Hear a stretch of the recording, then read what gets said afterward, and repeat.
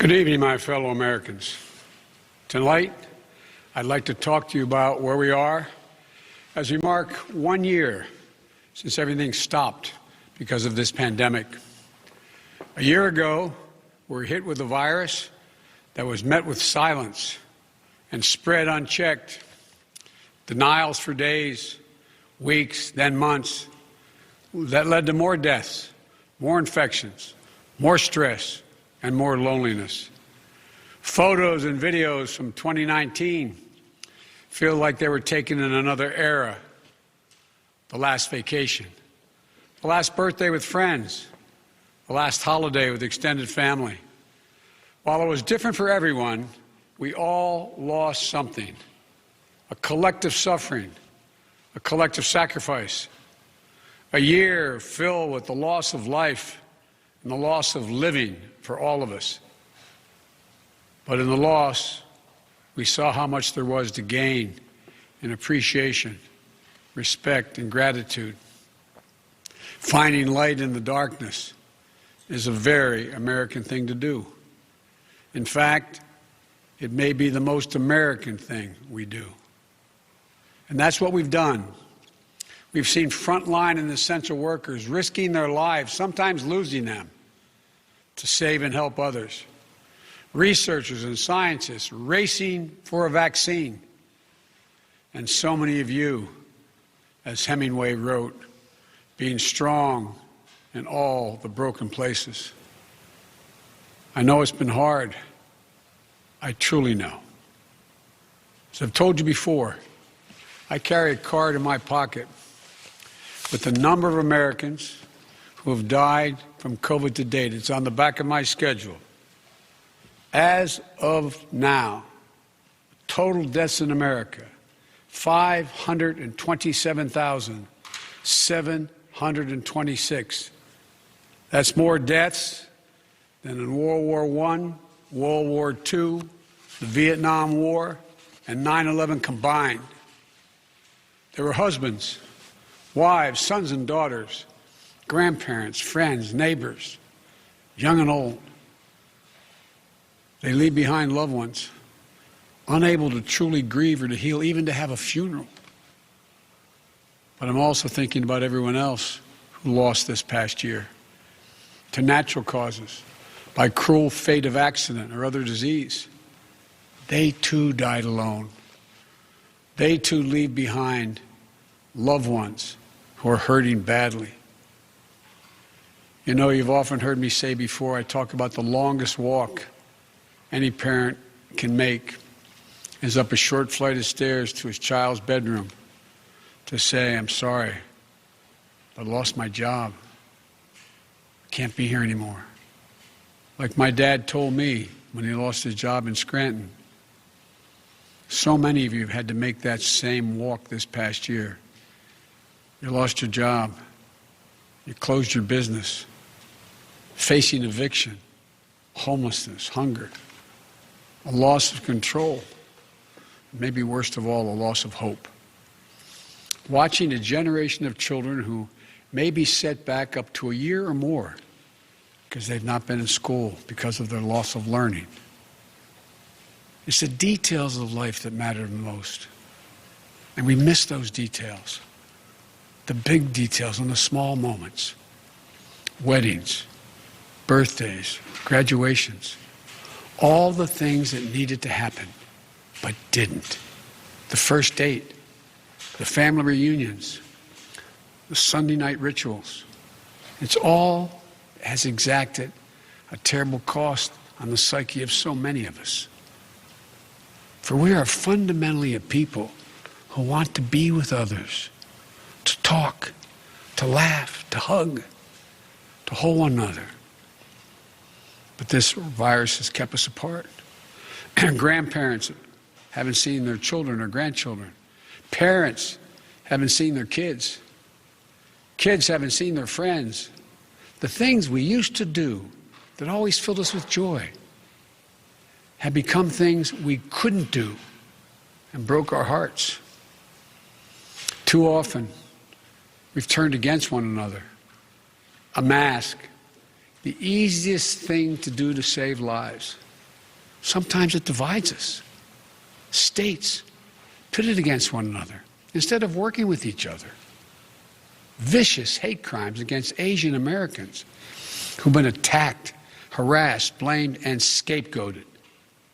At this very moment, so many of them, our fellow Americans, they're on the front lines of this pandemic trying to save lives. And still, they're forced to live in fear for their lives just walking down streets in America. It's wrong, it's un-American, and it must stop. Look, we know what we need to do to beat this virus. Tell the truth. Follow the scientists and the science. Work together. Put trust and faith in our government to fulfill its most important function, which is protecting the American people. No function more important. We need to remember the government isn't some foreign force in a distant capital. No, it's us, all of us. We the people. For you and I, that America thrives when we give our hearts, when we turn our hands to common purpose. And right now, my friends, we're doing just that. And I have to say, as your president, I'm grateful to you. Last summer, I was in Philadelphia and I met a small business owner, a woman. I asked her, I said, what do you need most? Never forget what she said to me. She said, looking me in the eye, she said, I just want the truth. The truth. Just tell me the truth. Think of that. My fellow Americans, you're owed nothing less than the truth. And for all of you asking when things will get back to normal, here is the truth. The only way to get our lives back, to get our economy back on track, is to beat the virus. You've been hearing me say that for while I was running and the last 50 days I've been president. But this is one of the most complex operations we've ever undertaken as a nation in a long time. That's why I'm using every power I have as President of the United States to put us on a war footing to get the job done. Sounds like hyperbole, but I mean it, a war footing. And thank God we're making some real progress now. In my first full day in office, I outlined for you a comprehensive strategy to beat this pandemic. We've spent every day since attempting to carry it out. 2 months ago, this country didn't have nearly enough vaccine supply to vaccinate all or ever near all of the American public. But soon we will. We've been working with vaccine manufacturers, Pfizer, Moderna, Johnson & Johnson, to manufacture and purchase hundreds of millions of doses of these 3 safe, effective vaccines. And now, at the direction and with the assistance of my administration, Johnson & Johnson is working together with a competitor, Merck, to speed up and increase the capacity to manufacture new Johnson & Johnson vaccine, which is 1 shot. In fact, just yesterday, I announced, and I met with the CEOs of both companies, I announced our plan to buy an additional 100 million doses of Johnson & Johnson vaccines. These 2 companies, competitors, have come together for the good of the nation, and they should be applauded for it. It's truly a national effort, just like we saw during World War II. Now, because of all the work we've done, we'll have enough vaccine supply for all adults in America by the end of May. That's months ahead of schedule. And we're mobilizing thousands of vaccinators to put the vaccine in one's arm, calling active duty military, FEMA, retired doctors and nurses, administrators, and those to administer the shots. And we've been creating more places to get the shots. We've made it possible for you to get a vaccine at nearly any one of 10,000 pharmacies across the country, just like you get your flu shot. We're also working with governors and mayors in red states and blue states to set up and support nearly 600 federally supported vaccination centers that administers hundreds of thousands of shots per day. You can drive up to a stadium or a large parking lot, get your shot, never leave your car, and drive home in less than an hour. We've been sending vaccines to hundreds of community health centers all across America, located in underserved areas. And we've been deploying, and we will deploy more, mobile vehicles and pop-up clinics to meet you where you live so those who are least able to get the vaccine are able to get it. We continue to work on making at-home testing available. And we've been focused on serving people in the hardest-hit communities of this pandemic: Black, Latino, Native American, and rural communities. So what does all this add up to? When I took office 50 days ago, only 8% of Americans, after months, only 8% of those over the age of 65 had gotten their first vaccination. Today, that number is 65%. Just 14% of Americans over the age of 75 50 days ago had gotten their first shot. Today, that number is well over 70%. With new guidance from the Centers for Disease Control and Prevention, the CDC, that came out on Monday, it means simply this: millions and millions of grandparents who went months without being able to hug their grandkids can now do so. And the more people are fully vaccinated, the CD will continue to provide additional guidance on what you can do in the workplace, places of worship with your friends, as well as travel. When I came into office, you may recall, I set a goal that many of you said was kind of way over the top. I said I intended to get 100 million shots in people's arms in my first 100 days in office. Tonight, I can say we're not only going to meet that goal, we're going to beat that goal, because we're actually on track to reach this goal of 100 million shots in arms on my 60th day in office. No other country in the world has done this. None. Now, I want to talk about the next steps we're thinking about. First, tonight, I'm announcing that I will direct all states, tribes, and territories to make all adults, people 18 and over, eligible to be vaccinated no later than May 1. Let me say that again. All adult Americans will be eligible to get a vaccine no later than May 1. That's much earlier than expected. Well, let me be clear. That doesn't mean everyone's going to have that shot immediately, but it means you'll be able to get in line beginning May 1. Every adult will be eligible to get their shot.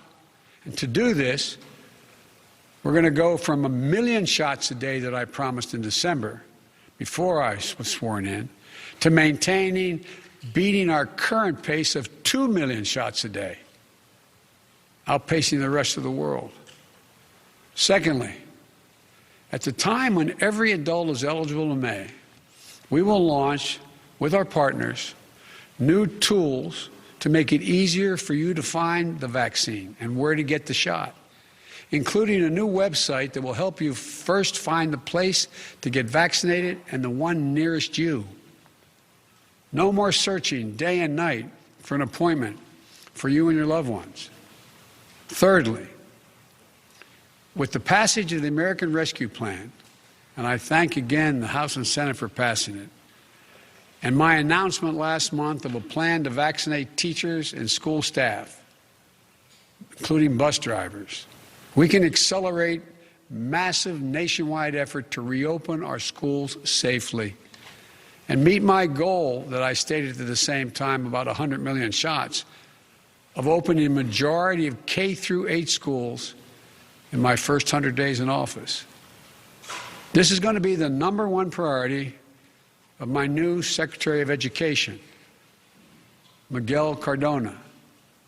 Fourth, in the coming weeks, we will issue further guidance on what you can and cannot do once fully vaccinated, to lessen the confusion, to keep people safe, and encourage more people to get vaccinated.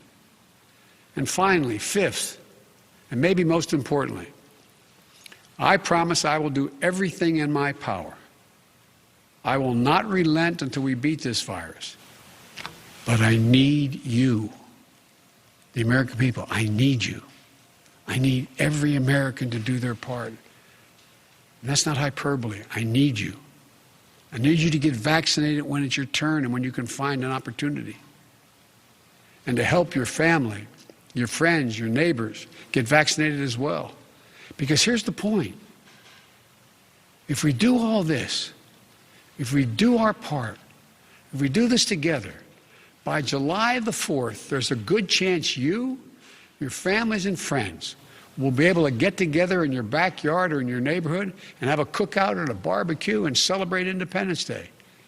That doesn't mean large events with lots of people together, but it does mean small groups will be able to get together. After this long, hard year, that will make this Independence Day something truly special, where we not only mark our independence as a nation, but we begin to mark our independence from this virus. But to get there, we can't let our guard down. This fight is far from over. As I told the woman in Pennsylvania, I'll tell you the truth. On July 4th, with your loved ones, is the goal. But a lot can happen. Conditions can change. The scientists have made clear that things may get worse again as new variants of the virus spread. We've got work to do to ensure that everyone has confidence in the safety and effectiveness of all three vaccines. So my message to you is this. Listen to Dr. Fauci, one of the most distinguished and trusted voices in the world. He's assured us the vaccines are safe. They underwent rigorous scientific review. I know they're safe. Vice President Harris and I know they're safe. That's why we got the vaccine publicly in front of cameras, so for the world to see, so you can see us do it. The First Lady and the Second Gentleman also got vaccinated. Talk to your family, friends, your neighbors, the people you know best who've gotten the vaccine. We need everyone to get vaccinated. We need everyone to keep washing their hands, stay socially distanced, and keep wearing the mask as recommended by the CDC. Because even if we devote every resource we have, beating this virus and getting back to normal depends on national unity. And national unity isn't just how politics and politicians vote in Washington, or what the loudest voices say on cable or online. Unity is what we do together as fellow Americans. Because if we don't stay vigilant and the conditions change, then we may have to reinstate restrictions to get back on track. And please, we don't want to do that again. We've made so much progress. This is not the time to let up. Just as we were emerging from the dark winter into a hopeful spring and summer is not the time to not stick with the rules. I'll close with this. We've lost so much over the last year. We've lost family and friends. We've lost businesses and dreams we spent years building. We've lost time with each other. And our children have lost so much time with their friends, time with their schools. No graduation ceremonies this spring. No graduations from college, high school, moving up ceremonies. You know, and there's something else we lost. We lost faith in whether our government and our democracy can deliver on really hard things for the American people. But as I stand here tonight, we're proving once again something I've said time and time again, probably tired of hearing me say it. I say it to foreign leaders and domestic alike. It's never, ever a good bet to bet against the American people. America is coming back. The development, manufacture, and distribution of vaccines in record time is a true miracle of science. It's one of the most extraordinary achievements any country has ever accomplished. And we also just saw the Perseverance rover land on Mars. Stunning images of our dreams that are now a reality. Another example of the extraordinary American ingenuity, commitment, and belief in science and one another. And today, I signed into law the American Rescue Plan, an historic piece of legislation that delivers immediate relief to millions of people. Includes $1,400 in direct rescue checks, payments. That means a typical family of four earning about $110,000 will get checks for $5,600 deposited if they have direct deposit or in a check, a treasury check. It extends unemployment benefits. It helps small businesses. It lowers health care premiums for many. It provides food and nutrition, keeps families in their homes. And it will cut child poverty in this country in half, according to the experts. And it funds all the steps I've just described to beat the virus and create millions of jobs. In the coming weeks and months, I'll be traveling along with the First Lady, the Vice President, the Second Gentleman, members of my cabinet, to speak directly to you, to tell you the truth about how the American Rescue Plan meets the moment. And if it fails at any pace, I will acknowledge that it failed, but it will not. About how after long, dark years, one whole year, there is hope and light of better days ahead. If we all do our part, this country will be vaccinated soon. Our economy will be on the mend.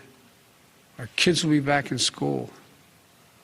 And we'll have proven once again that this country can do anything, hard things, big things, important things. Over a year ago, no one could have imagined what we were about to go through. But now, we're coming through it. And it's a shared experience that binds us together as a nation. We are bound together by the loss and the pain of the days that have gone by. We're also bound together by the hope and the possibilities of the days in front of us. My fervent prayer for our country is that after all we've been through, we'll come together as one people, one nation, one America.